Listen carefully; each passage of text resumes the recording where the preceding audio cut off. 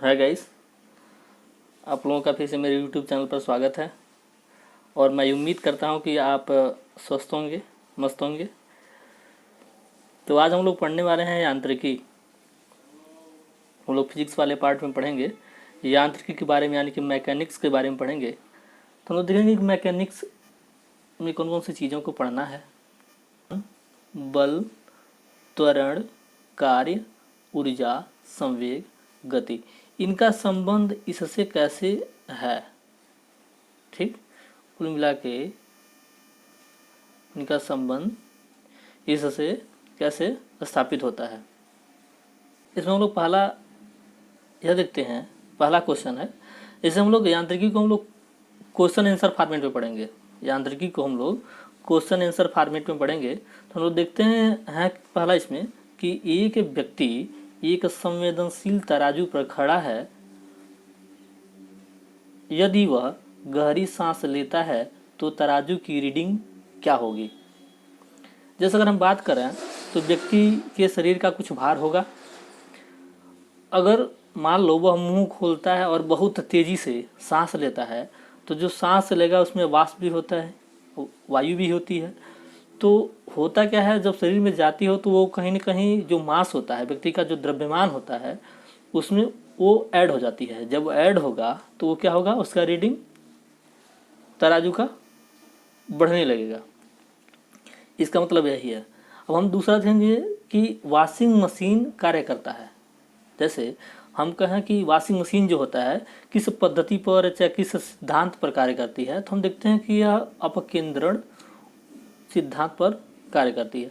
अपकेंद्रण सिद्धांत क्या होता है, अगर हम व्यवहारिक स्तर पर जाकर सोचें तो हम लोग देखते हैं कि ग्रामीण स्तर पर महिलाएं क्या करती हैं, जो दही होता है उससे जब छाछ या मट्ठा निकालती हैं तो लकड़ी का, हम लोग रही कहते हैं उसको, रही, उसको हम लोग बहुत तेज़ी से उसको नचाते हैं उसी में डाल के, जो नदिया होता है।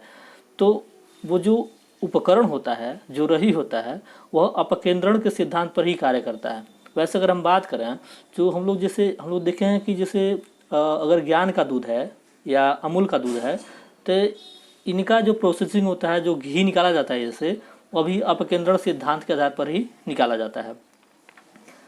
वैसे वॉशिंग मशीन भी उसी सिद्धांत पर कार्य करती है। तो अपकेंद्रण के सिद्धांत पर ही कार्य करती है कौन, वॉशिंग मशीन भी।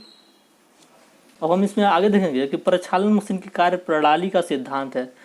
तो जैसे वॉशिंग मशीन जिस सिद्धांत पर कार्य करती है उसी सिद्धांत पर प्रक्षालन मशीन भी कार्य करती है। किस सिद्धांत पर, अपकेंद्रण के सिद्धांत पर, अपकेंद्रीकरण या अपकेंद्रण के सिद्धांत पर कार्य करती है। अब हम देखेंगे कि विस्थापन, वेग तथा आयतन में से सदिश राशि नहीं है। सदिश राशि नहीं है मतलब क्या, सदिश राशि हम उसे कहते हैं जिसकी दिशा के साथ साथ परिमाण भी हो, दिशा के साथ साथ परिमाण हो। लेकिन हम लोग देखते हैं यहाँ पे आयतन में, आयतन में हम लोग देखते हैं, आयतन में क्या होता है, केवल परिमाण होता है। क्या होता है, केवल परिमाण, केवल परिमाण होता है, इसमें दिशा नहीं होती है। इसीलिए आयतन एक सदिश राशि नहीं होगी, यानी कि अदिश राशि होगी। अब हम आगे देखेंगे इसमें समय, चाल, विस्थापन तथा दूरी में से सदिश राशि है। सदिश राशि कौन है यहाँ पे, विस्थापन। विस्थापन में होता क्या है, एक दिशा होती है, उसके साथ साथ एक परिमाण भी होता है विस्थापन में। जबकि समय में केवल परिमाण है, चाल में भी केवल परिमाण है, विस्थापन में दिशा और परिमाण दोनों होती है, जबकि दूरी में केवल परिमाण होती है, दिशा नहीं होती है। इसीलिए हम लोग क्या कहेंगे, विस्थापन को एक सदिश राशि है। बाकी जो अन्य तीन शेष बच रही हैं वो क्या है, अदिश राशियां हैं। अब इसमें देखेंगे हम संवेग, दाब, ऊर्जा तथा कार्य में से सदिश राशि है। सदिश राशि कौन है, तो हम लोग संवेग, संवेग बराबर पी बराबर होता है, पी बराबर एम इंटू वी। ठीक, एम इंटू क्या होता है, भी होता है। तो हम संवेग जो होती है क्या होती है, सदिश राशि। संवेग एक सदिश राशि है। बाकी जो 3 हैं उसमें कुछ में दिशा है, कुछ में परिमाण है, तो इसीलिए तो पूर्ण नहीं है, इसलिए वह अदिश राशियां हैं। अब हम देखेंगे पदार्थ के जो संवेग होता है, मोमेंटम जो होता है, और वेग के अनुपात में जो भौतिक राशि प्राप्त की जाती है वह है क्या, द्रव्यमान। जैसे अगर हम बात करें क्या कह रहा है ये, संवेग और वेग के अनुपात, यानी कि p, अगर हम इसको v को नीचे लाए p को, जैसे अगर हम लोग यहाँ पे p बराबर m भी लिखे,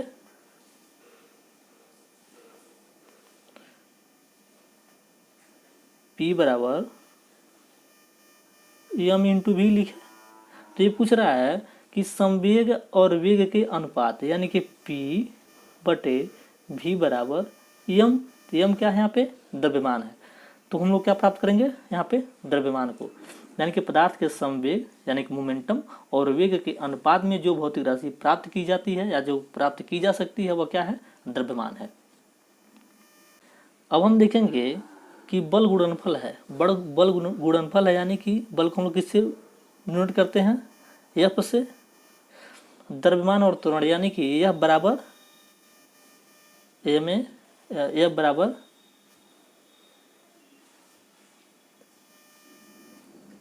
m है। तो बल गुणनफल है किसका, द्रव्यमान और त्वरण का। m यहाँ पे द्रव्यमान है, ये यहाँ पे त्वरण है।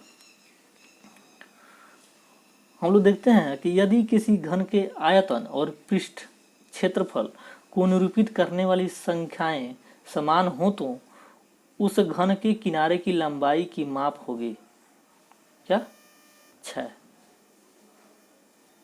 अब हम देखेंगे ऊर्जा का जो संरक्षण का सिद्धांत वो क्या कहता है, ऊर्जा का संरक्षण का जो आशय है चाहे जो सिद्धांत वो क्या कहता है, तो कहता है ऊर्जा का न तो सृजन हो सकता है और न ही विनाश। जैसे अगर हम बात करें तो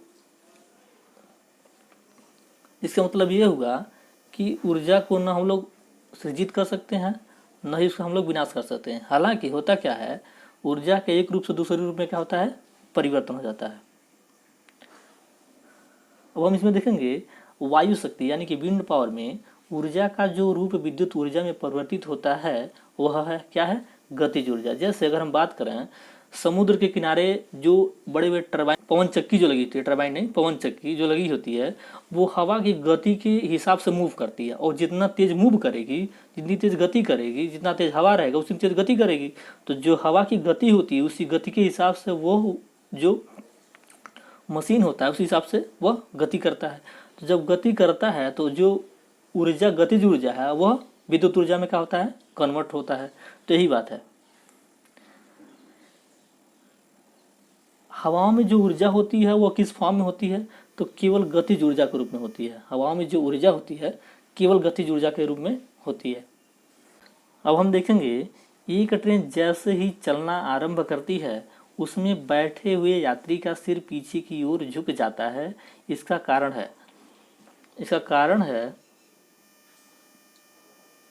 स्थिरता का जड़त्व। स्थिरता का जड़त्व ये कहता है कि अगर आप किसी स्थिर वस्तु पे बैठे हो और वह वस्तु अचानक से गतिमान हो जाए तो आपकी जो स्थिति है वह तो स्थिर है, लेकिन उसके गति के कारण, उसके वस्तु की गति के कारण, जिससे आप बैठे हो उससे गति के कारण आपका शरीर क्या होता है, जो निचला धड़ होता है, जो निचला सिरा होता है, जो उस वस्तु से लगा होता है वह तो गतिमान हो जाता है, लेकिन जो सिर होती है वह गतिमान नहीं होती है सैद्धांतिक रूप से देखा तो इसी वजह से वह अपनी स्थिति प्राप्त करने की कोशिश करती है। जब अपनी स्थिति प्राप्त करने की कोशिश करती है तो वो पीछे की ओर झुक जाती है, पीछे को झुकता है और कहीं कहीं लड़ जाता है। कुछ रहेगा तो लड़ जाएगा, नहीं रहेगा तो नहीं लड़ेगा। तो यही बात है, इसे हम कहते हैं स्थिरता का जड़त्व। ऐसे हम गति जड़त्व की बात करें तो जैसे अगर मान लो ट्रेन बहुत तेज़ी से चल रही है, ट्रेन नहीं छोड़ो, आप मान लो बाइक पे आप बैठे हो और बाइक बहुत चलाने वाला कोई है, आप पीछे बैठे हो, तो होता क्या है, अचानक मान लो कुछ सामने आई और अचानक से ब्रेक मारता है तो आप आगे की तरफ क्या होते हो, झुक जाते हो। तो इसमें क्या कहते हैं, गतिक जड़त्व। अब हम देखेंगे सड़क पर चलने की अपेक्षा बर्फ पर चलना कठिन है, क्योंकि बर्फ में सड़क की अपेक्षा घर्षण क्या होता है, कम होता है। कुल मिला के बात यह है कि जैसे हम लोग अगर बहुत ऐसे हम लोग अगर टाइल्स पे चलें, टाइल्स जो होता है, जो मार्बल लगी होती है घर में, उसमें हम लोग चल के अनुभव कर रहे हैं तो देखते हैं कि पैर अपने आप चलते हैं तो पैर ऐसा लगता है पीछे की तरफ खिसक रहा है।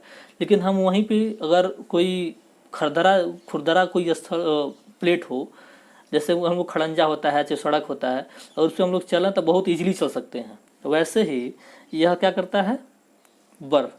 बर्फ में हम देखें हैं तो बर्फ क्या होता है, सड़क की अपेक्षा, बर्फ सड़क की अपेक्षा क्या होती है, चिकना होती है। चिकना होने की वजह से पैर और बर्फ की जो बीच का जो संबंध होता है, जो संपर्क होता है, वह बहुत ही सीमित होता है और उसमें घर्षण जो होता है बहुत सीमित होता है, ये मुलायम हो जाती है। घर्षण कम होने की वजह से इस पर चलना क्या होता है, कठिन होता है। जबकि सड़क पे नीचे खुरदुरी जगह होती है और ऊपर से आप चलते हो तो बहुत अच्छा संपर्क बनता है। संपर्क बनने की वजह से घर्षण ठीक ठाक होता है। घर्षण ठीक ठाक होने से आप आसानी से चल लेते हो, यही बात है। फिर हम बात करते हैं दो समान द्रव्यमान की वस्तु की गतिज ऊर्जाओं का अनुपात 4 संबंधी 9 है, तो उनके वेगों का अनुपात होगा तो 2 संबंधी 3 का। हम कैसे समझेंगे इसको, तो समझते हैं हम इसे, काइनेटिक एनर्जी बराबर 1/2 mv² होता है। इसको मान लेते हैं हम पहला वस्तु है K1, एक K2 मान लेते हैं 1/2, इसका हम M1 V1 M2 V2, ऐसा हम जब निकालेंगे इसको, हम आगे चलेंगे तो इसका अनुपात जो आएगा, द्रव्यमान समान हो तो कट जाएगा, और इसका जो हम लोग वर्क इधर करके निकालेंगे तो 2 संबंध 3 का अनुपात आएगा। यही फार्मूला यूज होगा, आप लगा के देख सकते हो। अब हम देखेंगे पदार्थ के संवेग और वेग के अनुपात में कौन सी भौतिक राशि प्राप्त की जाती है। तो द्रव्यमान, इसको हम लोग एक बार देखे हैं, द्रव्यमान P बराबर mv, इसी से निकाल लेंगे, द्रव्यमान आ जाएगा आंसर इसका। हम देखते हैं भरी हुई गाड़ी को चलाने में उसे चलायमान रखने के लिए आवश्यक ताकत से अपेक्षाकृत अधिक ताकत से धक्का देना पड़ता है। निष्कर्ष में कहा जा सकता है कि एक बार गाड़ी चल पड़ने के बाद घर्षण कम होता है। तो यहाँ पे भी घर्षण का ही लोचा है, यानी कि अगर गाड़ी मान लो विरामावस्था में है, वो भरी हो ना भरी हो, कोई भी चीज़ हो, अगर खाली है और काफ़ी भारी है, ठीक, तो उसको जब धक्का दोगे तो काफ़ी बल प्रयोग होता है। लेकिन वहीं गतिमान हो तो जितना बल उसको गति में लाने में लगा है, गतिमान वस्तु को गतिमान करने में, यानी कि उसको एडिशनल गति और देने में बहुत ही कम ताकत का प्रयोग होता है। ये वीडियो हो गया अब समाप्त। तो हम लोग यांत्रिकी में यही सब चीज़ें जो बहुत ही हाईलाइटेड चीज़ें हैं, बहुत ही महत्वपूर्ण चीज़ें हैं, उन्हें हम लोग जाने हैं, और ये बहुत ही महत्वपूर्ण टॉपिक है। इससे क्वेश्चन बिहार PCS में, उत्तर प्रदेश PCS में, उत्तराखंड PCS में, मध्य प्रदेश PCS में, RRB NTPC में क्वेश्चन बनता है इससे। फिर आपका जो पेट वाला एग्ज़ाम हो रहा है, इसमें भी क्वेश्चन बनता है।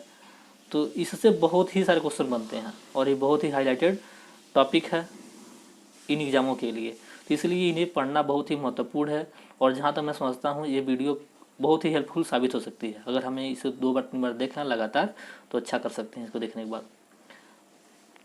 तो आप लोगों को वीडियो कैसी लगी, अगर आपको अच्छा लगता है तो सबसे पहले तो आप सब्सक्राइब करिए चैनल को, जो लाल वाला बटन दिख रहा है उसको ज़रूर क्लिक कीजिए, ज़ोरदार दबाइए, साथ साथ वीडियो को लाइक कीजिए और शेयर कीजिए। धन्यवाद।